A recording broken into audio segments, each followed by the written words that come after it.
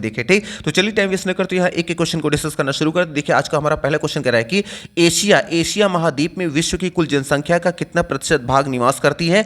तो जानते रहिएगा एशिया महाद्वीप में विश्व की कुल जनसंख्या का 60.5% निवास करती है। 60.5% आया है ऑप्शन नंबर ए में, तो हमारा ए नंबर राइट आंसर हो जाएगा। आपको याद रखना है कि एशिया महाद्वीप में विश्व की कुल जनसंख्या क्या 60.5% निवास करती है। ठीक, फिर आ जाएंगे। देखिए हमारा सेकंड क्वेश्चन क्या कह रहा है कि विश्व में निम्नतम जनसंख्या घनत्व वाला महाद्वीप कौन सा है। तो याद रखिएगा विश्व में न्यूनतम जनसंख्या घनत्व वाला जो महाद्वीप है वो है ऑस्ट्रेलिया, और ऑस्ट्रेलिया दिखा है ऑप्शन नंबर सी में, तो हमारा यहाँ सी नंबर राइट आंसर हो जाएगा।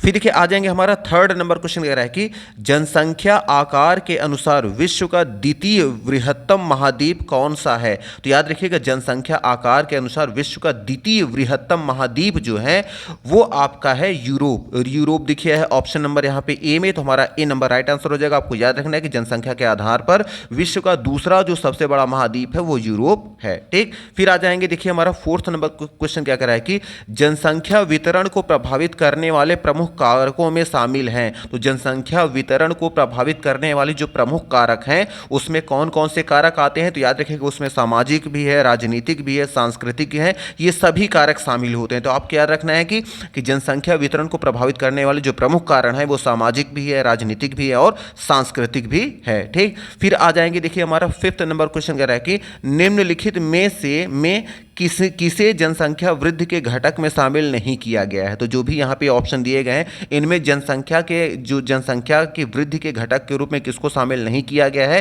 तो याद रखिएगा जिसको शामिल नहीं किया गया है वो है नगरीकरण। तो याद रखना है आपको नगरीकरण को इसमें शामिल नहीं किया गया है। तो जनसंख्या वृद्धि के घटक में कौन कौन से शामिल हैं, तो शामिल होने वाले कौन है, अशोधित जन्म दर है और अशोधित मृत्यु दर है और प्रवास, ये तीनों शामिल किए गए हैं। जिसको शामिल नहीं किया गया है वो कौन है, नगरीकरण है। नगरीकरण को शामिल नहीं किया गया है। फिर देखिए आ जाएंगे 6 नंबर हमारा क्वेश्चन क्या कह रहा है कि पूर्वी एशियाई देशों में उच्च जन घनत्व के होने का प्रमुख कारण क्या है। तो याद रखिएगा पूर्वी एशियाई देशों में उच्च जन घनत्व दर जो घनत्व है उसके प्रमुख होने का जो कारण है वो है आदर्श जलवायु, और आदर्श जलवायु देखिए है ऑप्शन नंबर डी में, तो हमारा डी नंबर राइट आंसर हो जाएगा।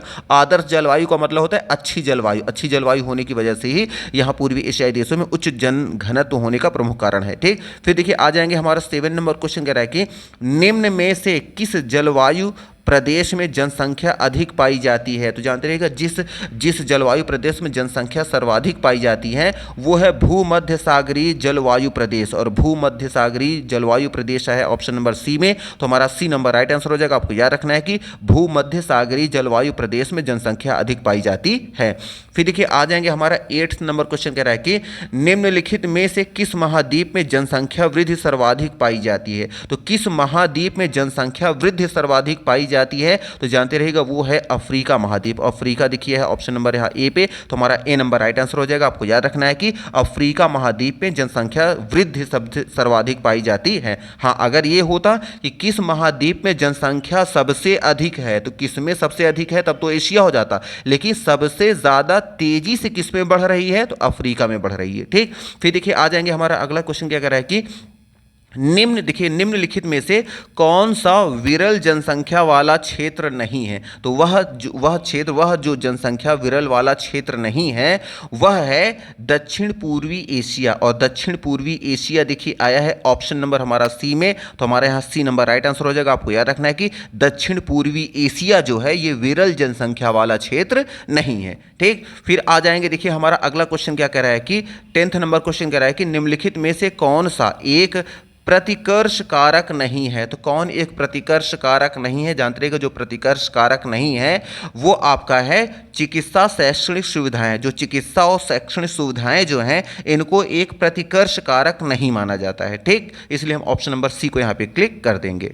फिर देखिए आ जाएंगे हमारा 11 नंबर क्वेश्चन कह रहा है कि निम्नलिखित में से कौन सा एक तथ्य सही नहीं है। तो कौन सा जो तथ्य है वो सही नहीं है। तो देखिए option A B C D सब में आया है। देखिए कह रहा है कि विगत, पहला ऑप्शन क्वेश्चन क्या कह रहा है कि विगत 5 वर्षों में मानव जनसंख्या 10 गुना से अधिक बढ़ी है, ये बिल्कुल सही है। फिर देखिए सेकंड नंबर क्वेश्चन है विश्व जनसंख्या में प्रतिवर्ष 8 करोड़ लोग जुड़ जाते हैं, ये भी हमारा ऑप्शन क्या है, सही है। अब बात करें थर्ड की, तो कह रहे हैं कि 5 से 6 अरब तक बढ़ने में जनसंख्या को 100 वर्ष लगा, ये बिल्कुल भी क्या है, गलत है। और यहाँ जनसंख्या संक्रमण प्रथम अवस्था में जनसंख्या वृद्धि उदय होती है, तो ये हमारा बिल्कुल सही है। तो इसका 3 ऑप्शन सही हो गए। और कौन सा तथ्य से गलत है, वो है ऑप्शन नंबर सी जो आया है, ये हमारा गलत है, इसलिए हम यहाँ पे सी नंबर पे क्लिक कर देंगे। ठीक, फिर देखिए आ जाएंगे हमारा अगला क्वेश्चन क्या कह रहा है कि वर्तमान समय में पूरे विश्व की जनसंख्या का वार्षिक वृद्धि दर रिकॉर्ड किया गया। तो वर्तमान समय में पूरे विश्व की जनसंख्या का जो वार्षिक वृद्धि दर है वो कितना रिकॉर्ड किया गया है, तो याद रखिएगा वो रिकॉर्ड किया गया है 1.1 या फिर 1.4। ठीक, तो यहाँ आया, चूंकि यहाँ 1.1 वो आया नहीं है, तो हम ये मान के चलेंगे ऑप्शन नंबर 1 जो हमारा ए है ना, इसको हम मान लेंगे हमारा क्या है, ये हमारा राइट आंसर हो जाएगा। आपको याद रखना, हाँ अगर ये ऑप्शन नहीं आता है तो हो सकता है आपको आंसर 1.1% भी आपको मिल सकता है। याद रखिएगा 1.1% से लेकर 1.4, मतलब इनमें से कोई भी मिल सकता है। तो अगर मान लीजिए 1.04 अगर नहीं आता है तो 1.1 आ जाता है, तो इसको हम सही मान लेंगे। और अगर यही क्वेश्चन इस तरह से आया होता कि वर्तमान समय में पूरे विश्व की जनसंख्या जो है वार्षिक वृद्धि कितनी संख्या में हो रही है, तो याद रखिएगा वो जो संख्या है वो आपका है 8.3 करोड़। 8.3 करोड़ की दर से हमारी क्या है, ये करोड़ के हिसाब से जनसंख्या बढ़ रही है। और इसका प्रतिशत क्या है, प्रतिशत में दोनों ऑप्शन आ सकते हैं, या तो आएगा 1.04 या फिर आएगा 1.01। ठीक, ये आपको याद रखना है। फिर देखिए आ जाएंगे हमारा 30 नंबर क्वेश्चन कह रहा है कि जनसंख्या संक्रमण सिद्धांत की किस अवस्था को जनसंख्या विस्फोट की स्थिति माना जाता है या फिर कहा जाता है। तो याद रखिएगा जनसंख्या संक्रमण सिद्धांत की वह अवस्था जिसको जनसंख्या विस्फोट की स्थिति कहा जाता है वह है द्वितीय अवस्था। द्वितीय अवस्था को हम मानते हैं, द्वितीय अवस्था है देखिए ऑप्शन नंबर हमारा बी में, तो हम बी नंबर को क्लिक कर देंगे। अच्छा, जनसंख्या विस्फोट किसे कहते हैं, तो ये भी जान लीजिएगा जहां पर भी अगर मृत्यु, जानते रहिएगा अगर मृत्यु दर कम है और जन्म दर अधिक है, तो जन्म दर अधिक होना और मृत्यु दर कम होना, तो इसमें क्या होगा, इंसानों की डेथ नहीं हो रही है तो वो लोग तो हैं ही, लेकिन जन्म दर बढ़ती चली जा रही है, तो उस कंडीशन में उसको जनसंख्या विस्फोट बोलते हैं। तो जहां पे जन्म दर क्या हो, अधिक हो, मृत्यु दर कम हो, तो उसको हम क्या बोलते हैं, जनसंख्या विस्फोट। और कहेंगे ये कौन सी अवस्था मानी जाती है, तो द्वितीय अवस्था मानी जाती है। ठीक, दूसरी अवस्था। फिर देखिए आ जाएंगे हमारा 14 नंबर क्वेश्चन कह रहा है कि किस विद्वान का मानना था कि महामारी, प्राकृतिक आपदा एवं अकाल युद्ध से जनसंख्या नियंत्रित होती है। तो ये किसका मानना था, देखिए फिर से बताते रहे कि किस विद्वान का यह मानना है कि महामारी हो गया, प्राकृतिक आपदा हो गया एवं अकाल तथा युद्ध से जनसंख्या नियंत्रित होती है, ये किसका मानना है। तो जानते रहिएगा यह मानना है माल्थस का, और माल्थस देखिए है ऑप्शन नंबर डी में, तो हमारा है डी नंबर यहाँ पे राइट आंसर हो जाएगा। फिर देखिए 15 नंबर क्वेश्चन कह रहा है कि निम्नलिखित में से किस क्षेत्र में जनसंख्या सर्वाधिक पाई जाती है। तो किस क्षेत्र में जनसंख्या सर्वाधिक पाई जाती है, तो याद रखिएगा जहां पे जनसंख्या सर्वाधिक पाई जाती है वो है पूर्वी एशिया, और पूर्वी एशिया देखिए आया है ऑप्शन नंबर बी में, तो हमारा यहाँ पे बी नंबर यहाँ पे राइट आंसर हो जाएगा। आपको याद रखना है कि पूर्वी एशिया में जनसंख्या सर्वाधिक पाई जाती है।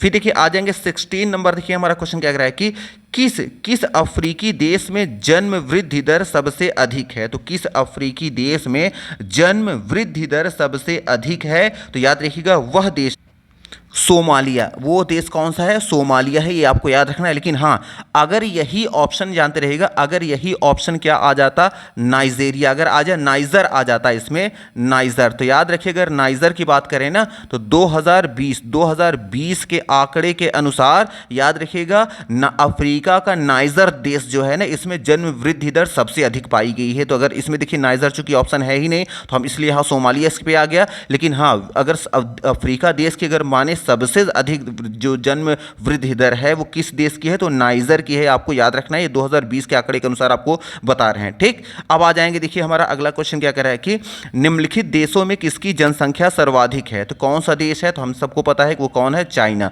चाइना की जो है जनसंख्या सबसे अधिक है। अगर कहें दूसरे नंबर पे कौन है, तो दूसरे नंबर पे कौन है, वो है भारत। भारत जो है वो क्या है, सेकेंड स्थान पर है। ठीक, अब आ जाएंगे देखिए हमारा अगला क्वेश्चन क्या कह रहा है कि जनसंख्या आकार के अनुसार अनुसार बृहत्तम महाद्वीप कौन है? तो जनसंख्या के अनुसार सबसे बड़ा महाद्वीप कौन माना जाता है? तो जनसंख्या के आधार सबसे बड़ा महाद्वीप जो माना जाता है वो माना जाता है आपका एशिया, और एशिया दिखा है ऑप्शन नंबर सी में, तुम्हारा है सी नंबर राइट आंसर हो जाएगा। आपको याद रखना है कि जनसंख्या के आधार पर सबसे बृहत्तम या सबसे बड़ा जो महाद्वीप माना जाता है वो कौन सा है? एशिया है। हाँ, अगर यही आया होता कि जनसंख्या के आकार के अनुसार सबसे छोटा महाद्वीप कौन सा है, तो सबसे छोटा जो हो वो है वो कौन सा है?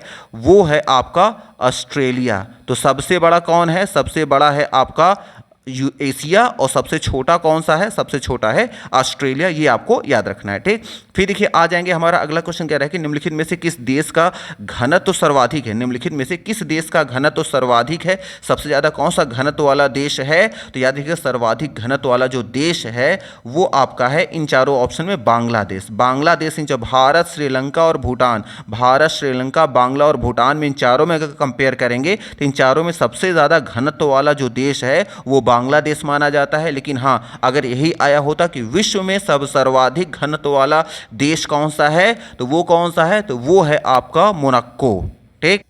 तो मोनाको जो है ये विश्व की सर्वाधिक घनत्व वाला देश है। अगर विश्व में पूछा जाएगा तो मोनाको है, और अगर हाँ भारत, श्रीलंका, बांग्लादेश, भूटान ये हमारे पड़ोसी देशों की बात की जाएगी तो बांग्लादेश को हम मानेंगे, ठीक। फिर आ जाएंगे, देखिए 20 नंबर हमारा क्वेश्चन कह रहा है कि मानव जनसंख्या को प्रारंभ से 1 करोड़ होने में कुल कितने वर्ष लगे थे? तो याद रखिएगा मानव जनसंख्या को प्रारंभ से 1 करोड़ होने में याद रखिएगा 10 लाख वर्ष से भी अधिक वर्ष लगे थे, और 10 लाख वर्ष से अधिक वर्ष की बात देखिए है ऑप्शन नंबर डी में। तो हमारा यहाँ डी नंबर यहाँ पे राइट आंसर हो जाएगा। आपको याद रखना है कि मानव जनसंख्या को प्रारंभ से 1 करोड़ होने में कुल 10 लाख वर्ष से भी अधिक समय लग गए, ठीक।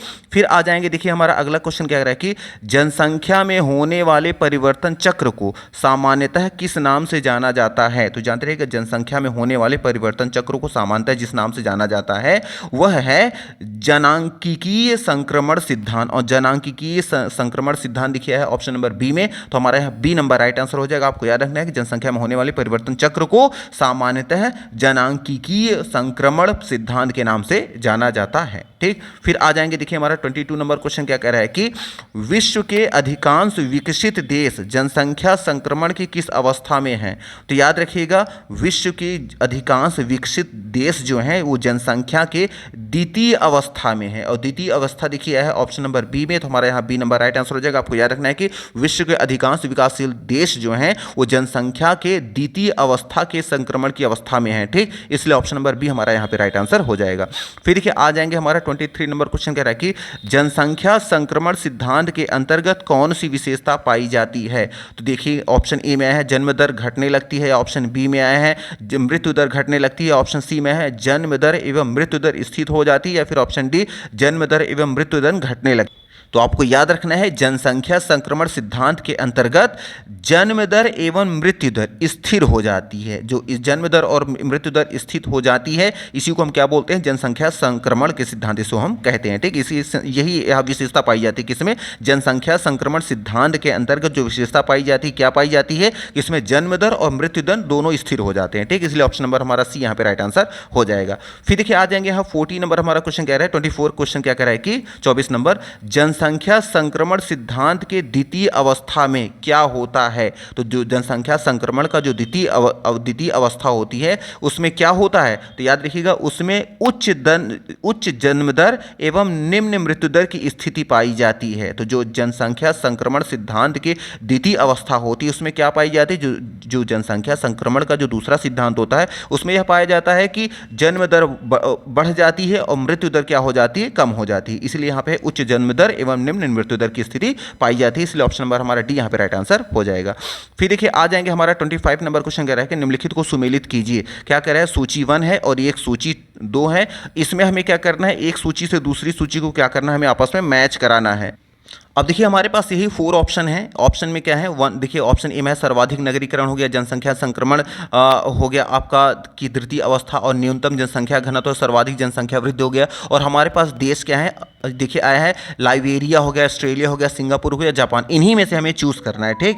अब देखिए इसमें अगर हम ध्यान से देखें सर्वाधिक नगरीकरण अगर बात करें इन चारों ऑप्शन में तो सबसे ज़्यादा जो पाया जाता है वो पाया जाता है सिंगापुर में। और सिंगापुर देखिए है ऑप्शन नंबर 3 में। याद रखिएगा यहाँ विश्व की बात नहीं हो रही, इन चारों की बात, इन चारों में कौन चीज़ें पाई जाती हैं, इन चारों को कंपेयर किया गया है। तो सर्वाधिक नगरीकरण जो पाया जाता है इन चारों ऑप्शन में, वो सिंगापुर में ज़्यादा पाया जाता है। ठीक, अगर बात करें हम कि जनसंख्या संक्रमण की द्वितीय अवस्था जो होती है ये कहाँ पाई जाती है, तो ये पाई जाती है, याद रखिएगा, जापान में। तो जापान, इन चारों ऑप्शन की बात करें तो जापान में ज़्यादा पाया जाता है। न्यूनतम जनसंख्या घनत्व जो होता है, अगर बात करें ये कहाँ पाया जाता है, इन दोनों जो भी ऑप्शन बच रहे हैं, तो यहाँ जो सबसे ज़्यादा पाया जाता है ये पाया जाता है आपका ऑस्ट्रेलिया में। और अगर बात करें सर्वाधिक जनसंख्या वृद्धि की दर जो होती है कहाँ पाई जाती है, तो ये पाई जाती है आपकी कहाँ पे, ये लाइबेरिया में पाया जाता है। ठीक, इन चारों ऑप्शन की।